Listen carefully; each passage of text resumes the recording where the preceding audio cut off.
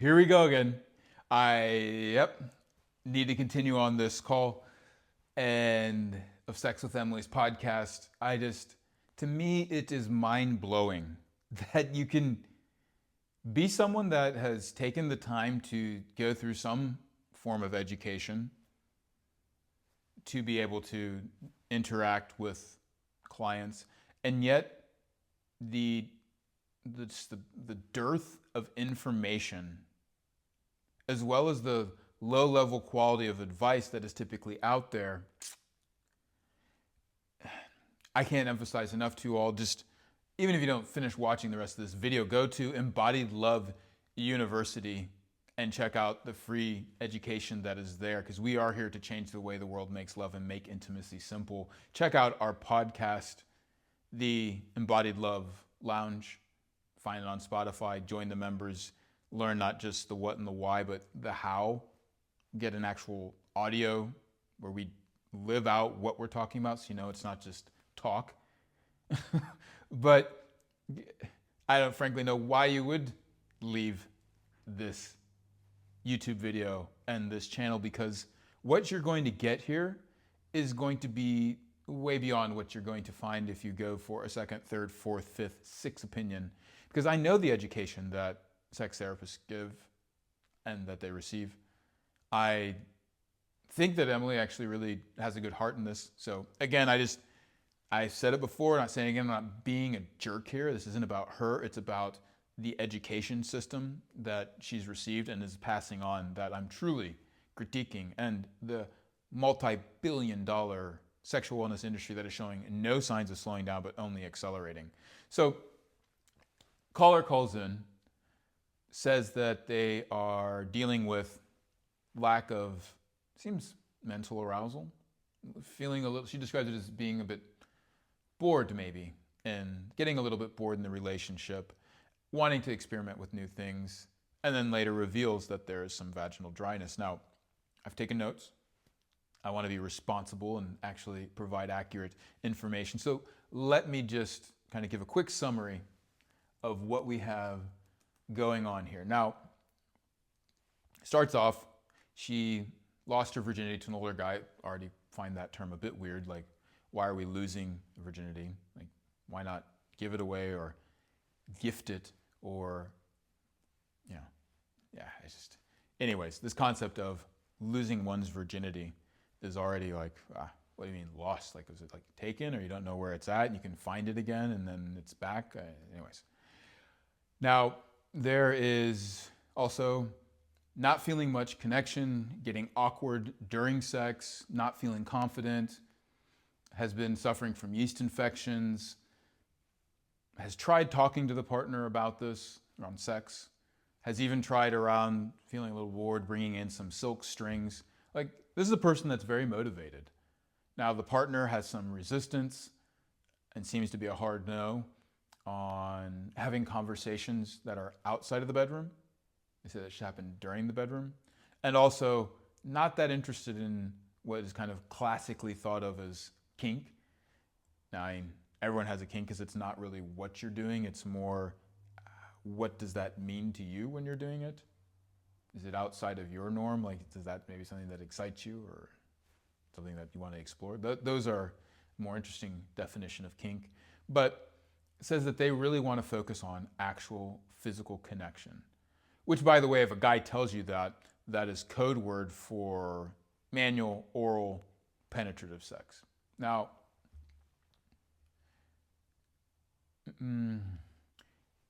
there is something interesting that's going on here, because she's coming from a conservative background, Catholic school, likely some shame around sex, but mainly for herself, though, is that's not 100% verified around the shame part. But she does say, hey, I lack experience. I was very studious. So there is a little bit of a desire to explore out. I'm also wondering, if this partner doesn't respond, if she's going to want to go ahead and try greener pastures, try somebody else out. It's questioning maybe the chemistry that she used to have just doesn't seem to be there anymore with this partner. And the partner, Who knows? Is he aware of it or not? Don't know. Wasn't part of the call. Now, a piece that she drops in as well is that she only is having clitoral orgasms from one sexual position. Now, here's the advice that's given. I'm just going to kind of bullet it out really quickly. And what Emily does well, first of all, is just offering a conversation. This is a conversation that a person can have with another one that is, like, frankly, the piece that she really is missing inside of everything. But there's also a desire to actually experiment and to like gain some education. And that's the part that's missing. Because I mean, frankly, go to one of your girlfriends. They will talk your head off around things. And granted, I would hope that a professional is at a higher level, but being able to have some communication and speak to your client, like, this is below what I see as the minimum bar in terms of standards of what therapy, coaching, giving advice in this area of sexual wellness is. Now, here are the recommendations. Even though it was already put out that he doesn't really want to talk, she emphasizes to talk. And then does admit, though, however, well, not that you all are going to know what to talk about because you don't know what the options are out there. You don't have that much experience. And then brings in the statement, this is later in the episode, but says that, kind of almost ends the episode, that communication is lubrication. Catchy term, hey, it rhymes, but if you do not know what to talk about and you're always having the same conversations, is it really lubrication, or does that lube run out and just start to turn into friction? I mean, if you don't know what to talk about, you're having the same conversations and you're just getting exacerbated with yourself and your partner, then it actually doesn't, communication doesn't become lubrication. It becomes a toxicity. And even more toxic than the lubes that are out there. And by the way, just take a look at the ingredients. Just Google, is lube toxic? ChatGPT it, Google it, whatever. You will be rather surprised if you're getting lube. Not that there's any issues with lube. Have a look at what's inside it. Now, what other advice is given out there? Emily tells them to discuss their 3 most memorable sexual moments. I like that. That's good. Because now all of a sudden you're changing that mind frame of, well, what are the things that were amazing? How can you start to recreate this? Figure out what's maybe missing or not. Sound advice, like, and again, kind of minimum standard. Now, she says that a growth mindset is important. Also good. Not a lot of people think maybe about growing in an area, but I would hope, again, very standard kind of advice, that whatever it is that you're investing time in, that you'd experience some growth. Now, after this, she recommends ethical porn. She recommends reading erotica. Now, I just have to say, this idea that you have 2 sets of material, porn, erotica, that you can read, what does that really like mean? What is this, again, bringing to the couple that is already saying that, potentially dealing with some shame, and the guy doesn't want kink, he wants connection. So now you're going to insert watching a performative act for what actually needs to be a connected, embodied act, a sensual, meaning that it involves the senses, act of sensation. Now, this is, again, just so much of the typical advice that you get in the sexual wellness industry is porn. Again, I'm not bashing just porn, but if that is what you're offering when there's other things, like this isn't really the greatest advice. And it's lazy advice. The second bit of lazy advice that comes out there is use lube. Okay, well, there's dryness, use lube. All right, well, maybe there's some sense of I can't do that because it's not normal and I really want to like lubricate myself. But what about actually teaching how the body does naturally lubricate So that way then you're not depending just on lube, but you can then complement whatever your body situation is with that. Highly important information. Recommends then Kegels. Now, Kegels, as they're traditionally performed, which as far as I know aren't the way that they were originally taught, but now it's like kind of just squeeze. This so many times just adds tension, which is what can actually cause and lead to dryness. And then this is the big kicker here. And this is what I really want to kind of end on. She says, take sex off the table. I get that, but from what I'm understanding, they actually are enjoying sex. So if that's the part that's going for them, why take it off? Why not help them be able to stay present in the moment, understand their body mechanics, and be able to stay self-aware and attuned to one another? Because then you can actually solve issues of lubrication. You can deal with boredom, distraction, numbness, pain, fear, anxiety, all these things that can come up during the sexual experience and get you out of your body. And this is the big kicker here. If you are going to call yourself a sex expert, a sex coach, a doctor of sex therapy, and your advice is not to have sex, what are you doing? Now,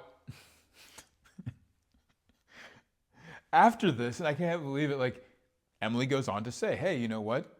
I noticed in my 20s that my relationships, by 2.5 years, I was no longer really interested in the sex. Sex gets boring. That's just how it is. If your definition of sex is that it just gets boring as just the standard and that that's normal, should you be a sex expert, or maybe come up with a different word? Now, what we need and what you'll find in Embodied Love University is an entire new system around sex, because what isn't wrong and broken, it's not your body, it's the educational system around sex. You need to understand that friction-based sex, which relies on harder, bigger, faster, one person being passive, the other person just being inattentive, is always going to lead towards numbness, dryness, boredom, pain, zoning out. This is why suction sex is there, so that you can literally get a new sensation around sex, develop new roles, an active receiver, an adaptive giver, and start to understand, which, by the way, these terms are coming from years of working with people. And if you heard it somewhere else, they've got it from me. So I hope that it even starts to get maybe repeated. Hey, and if you are repeating it, give some credit where credit is due. This is how we cite our sources. I think there should be more professionalism in our industry, which we do not find, frankly, in this industry where you do in academia. Though I guess if you really dove into academia, there's a lot of that going around too. But there's at least a standard of that. It's called plagiarism. Now, we need to be able to also understand our physiology and our nervous system, that arousal doesn't always happen in these like heightened states of arousal. There's such a thing as like relaxed arousal, where we're predominantly in the parasympathetic, and it leads towards different types of experiences, orgasms, states of pleasure that are much more prolonged than just these kind of contractive moments that happen leading to a refractory period where you're like, don't touch me anymore, and surges in prolactin, and then your desire sort of drops off for interacting with your partner. Oxytocin goes down, desire for bonding, the levels of dopamine drop as well, which is that whole pleasure-seeking reward system that's really like getting Instead, we have ways to actually reach all new levels of desire, intimacy, and pleasure, where the sex that we are having actually bring us there, and naturally works with the body, so that we don't just have the standard normal of 2.5 years sex gets boring, or the 7-year itch where you've been with a partner after 7 years and you're going to start to look for somebody else. We have horrible divorce rates out there. I mean, it's standards across, like the amount of people that experience sexual pain, it's very high levels. And it just does not need to be that way. Again, Embodied Love University, check it out. Check out courses, check out our podcast. You're going to find that there's a whole new reality there. And this is the thing. Now, when it comes to finding new things and just having a conversation to find out what you truly like, there are whole other ways of going about this than wear an outfit, do a dance, put on some, bring some whips and chains, all these props external.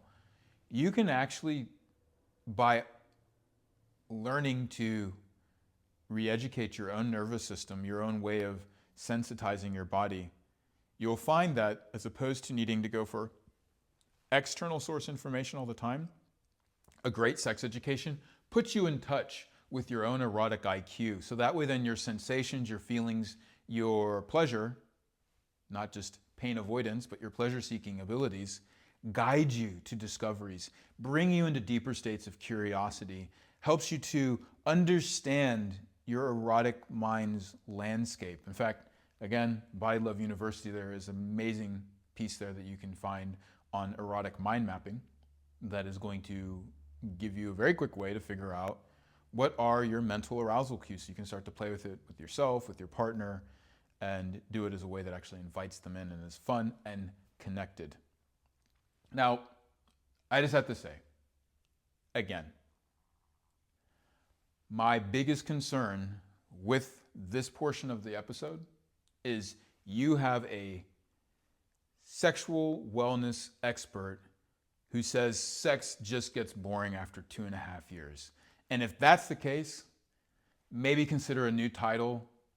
Don't look at yourself as a doctor of sex therapy. How about a promoter or pusher of sexual toys and products? Maybe you should be a sex toy, pornography, and lube expert.